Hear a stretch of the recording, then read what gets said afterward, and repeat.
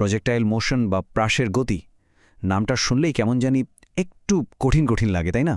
কিন্তু বিশ্বাস করুন, এর পেছনের মূল আইডিয়াটা কিন্তু একদম সহজ আর সত্যি বলতে বেশ সুন্দর।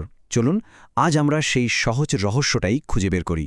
একটু ভাবুন তো, যখন একটা বল ছোড়া হয় ওটা কিভাবে যায়? বাতাসে একটা বাঁকা পথ ধরে এগিয়ে যায়, ঠিক না? এখন আসল প্রশ্নটা হলো, এই যে একটা জটিল বাঁকা পথ, এটা কি আমরা আগে থেকে অনুমান করতে পারি? মানে আমরা কি একদম গুণে গুণে বলে দিতে পারি যে বলটা ঠিক কোথায় গিয়ে পড়বে?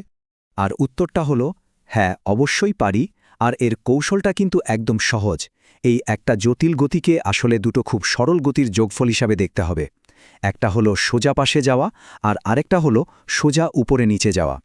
এই দুটো গতি যখন একই সাথে ঘটে তখনই আমরা এই বাঁকা পথটা দেখি, আর এটাই হলো প্রজেক্টাইল মোশন বোঝার আসল চাবিকাঠি। তাহলে চলুন প্রথমে এই রহস্যটাকেই ভালো করে বোঝা যাক, কারণ এই একটা ধারণা পরিষ্কার হয়ে গেলেই বাকি সব কিছু একদম সহজ হয়ে যাবে। আচ্ছা, এই যে আমরা বলছি প্রাস বা প্রজেক্টাইল, এটা আসলে কি? খুব সহজ কথা। যে কোনো বস্তু যাকে একবার ছুড়ে দেওয়া হয়েছে এবং তারপর শুধু পৃথিবীর অভিকর্ষ বলই তাকে নিচের দিকে টানছে, সেটাই হলো একটা প্রজেক্টাইল। যেমন ধরুন, ছুড়ে দেওয়া একটা ঢিল বা একজন জাভলিন থ্রোয়ারের ছুড়ে দেওয়া বর্ষাটা। এখানে আমরা ধরে নিচ্ছি যে বাতাসের বাধাটা আপাতত নেই। তো এবার চলুন সেই মূল কৌশলটা হাতে কলমে দেখি। কিভাবে এই একটা গতিকে আমরা দুটো একদম আলাদা কিন্তু সহজ ভাগে ভাগ করে ফেলতে পারি। দেখুন, আমরা পুরো গতিটাকে যেন দুটো আলাদা স্বাধীন জগতে ভাগ করে ফেলেছি। একদিকে আছে অনুভূমিক গতি। এখানে ব্যাপারটা কেমন ভাবুন তো, এখানে যেন কোনো মাধ্যাকর্ষণই নেই। তার মানে পাশে যাওয়ার জন্য কোনো বল নেই, ত্বরণও শূন্য, বস্তুটা শুধু সোজা একদম স্থির বেগে পাশে চলতে থাকবে। আর অন্য জগতে আছে উল্লম্ব গতি। এখানে কিন্তু গল্পটা একেবারে অন্যরকম। এখানে একমাত্র খেলোয়াড় হল অভিকর্ষজ ত্বরণ জি, যা সবসময় নিচের দিকে টানছে। আর এক কারণেই এর বেগটা সমানে বদলাচ্ছে। ওপরে ওঠার সময় কমছে, আবার নিচে নামার সময় বাড়ছে।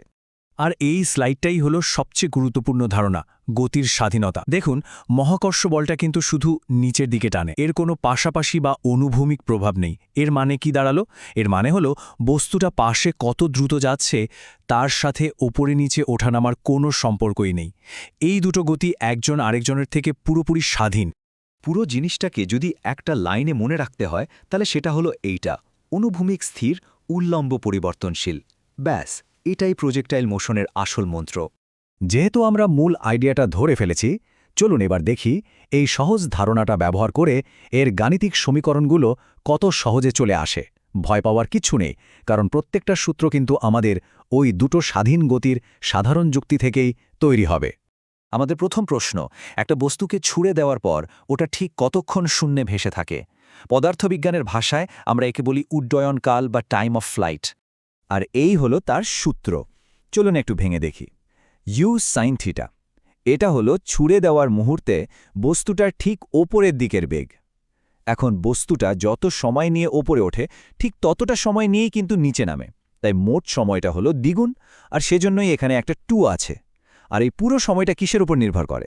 অবশ্যই মাধ্যাকর্ষণ জি এর ওপর। জি যত বেশি হবে বস্তুটা তত তাড়াতাড়ি নিচে নেমে আসবে।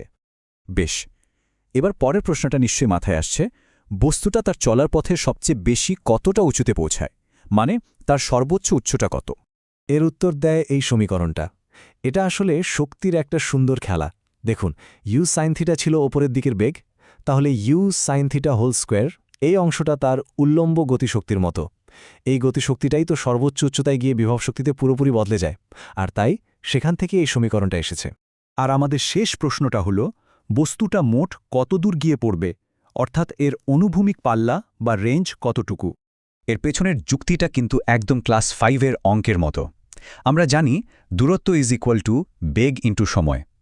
যেহেতু আমরা আগেই দেখেছি যে অনুভূমিক বেগটা সবসময় স্থির থাকে, তাই সেই স্থির বেগকে মোট উড্ডয়নকাল দিয়ে গুণ করে দিলেই তো আমরা মোট অতিক্রান্ত দূরত্ব বা পাল্লাটা পেয়ে যাব। আর সেই সহজ যুক্তিটাকেই গাণিতিক রূপ দিলে আমরা এই চূড়ান্ত সমীকরণটা পাই। এখানে কিন্তু একটা দারুণ মজার ব্যাপার আছে। পাল্লা কিন্তু সবচেয়ে বেশি হয় যখন ছোড়ার কোণটা হয় ঠিক ৪৫ ডিগ্রি। আচ্ছা, কেন বলুন তো? কারণ ৪৫ ডিগ্রি কোণটাই হলো সেই সুইট স্পট, যেখানে দুটো জিনিসের মধ্যে একটা পারফেক্ট ব্যালেন্স তৈরি হয়। ১, বাতাসে বেশিক্ষণ ভেসে থাকা, আর ২, যথেষ্ট দ্রুত পাশে এগিয়ে যাওয়া। বাহ! আমরা সমীকরণগুলো বুঝে গেছি। এখন চলুন প্রাসের পুরো যাত্রার কিছু বিশেষ বৈশিষ্ট্য দেখা যাক, যেমন তার পথের আকৃতি কেমন হয় বা ঠিক সর্বোচ্চ বিন্দুতে তার অবস্থাটা কি থাকে। প্রাসের গতিপথের আকৃতি সবসময় একটা পরাবৃত্ত বা প্যারাবোলা হয়। এর কারণটা কিন্তু আমরা শুরুতেই জেনে গেছি। কারণ এটা হলো দুটো আলাদা ধরনের গতির মিশ্রণ। একটা হলো স্থির বা সরল রৈখিক গতি অনুভূমিক দিকে, আর আরেকটা হলো ত্বরণযুক্ত গতি উল্লম্ব দিকে। এই দুটো গতির সমন্বয় সবসময় এই সুন্দর বাঁকা পথটা তৈরি করে। আচ্ছা, সর্বোচ্চ বিন্দুতে ঠিক কি ঘটে? এটা নিয়ে কিন্তু প্রায়ই একটা বিভ্রান্তি তৈরি হয়। ওই একটা মুহূর্তে বস্তুটা আর ওপরে উঠছে না, তাই তার উল্লম্ব বেগটা শূন্য হয়ে যায়। কিন্তু খেয়াল রাখতে হবে, তার পাশে যাওয়ার যে বেগ মানে অনুভূমিক বেগ, সেটা কিন্তু একটুও কমেনি, সেটা একদম আগের মতোই আছে। তার মানে বস্তুটা সর্বোচ্চ বিন্দুতে এক মুহূর্তের জন্যও কিন্তু থেমে যায় না, সে তখনও পাশে ঠিকই চলতে থাকে। চলুন এইবার দেখি এই জ্ঞানটা ব্যবহার করে পরীক্ষার কিছু প্রশ্ন কিভাবে সমাধান করা যায়, আর কিছু সাধারণ ভুল যা সবাই করে সেগুলো কিভাবে এড়িয়ে চলা যায়। পরীক্ষায় প্রায়ই এই প্রশ্নটা আসে, আর এখানেই অনেকে ভুলটা করে। প্রশ্নটা হলো, সর্বোচ্চ বিন্দুতে কি বস্তুটার ত্বরণ শূন্য হয়ে যায়? এর উত্তরটা হলো একটা বড় না, একদমই না। মহাকর্ষ বল তো আর সুইচ অফ হয়ে যায় না, তাই না? ওটা সবসময় আছে, সবসময় নিচের দিকে টানছে। তাই বস্তুর উপর জি ত্বরণটা সবসময় নিচের দিকে কাজ করছে, এমনকি সর্বোচ্চ বিন্দুতেও করছে। হ্যাঁ, ওই এক মুহূর্তের জন্য ওপর নিচের বেগটা শূন্য হতে পারে, কিন্তু ত্বরণটা একদম ধ্রুবক। এই পার্থক্যটা কিন্তু খুব ভালো করে মাথায় রাখতে হবে। পুরো আলোচনা প্রায় শেষ। চলুন এবার সবটা মিলিয়ে একটা মাত্র বাক্যে পুরো ধারণাটাকে বেঁধে ফেলি, যেটা মনে রাখলে আর কখনোই এই বিষয় নিয়ে কোনো বিভ্রান্তি হবে না। যদি আজকের আলোচনা থেকে সবকিছু ভুলেও যান, শুধু এই একটা লাইন মনে রেখে দিন, প্রজেক্টাইল মোশন আর কিছুই নয়। এটা হলো দুটো সহজ গতির একটা মিশ্রণ। একটা হলো স্থির বেগে পাশে যাওয়া, আর আরেকটা হলো মহাকর্ষের টানে ওপরে নিচে পড়া।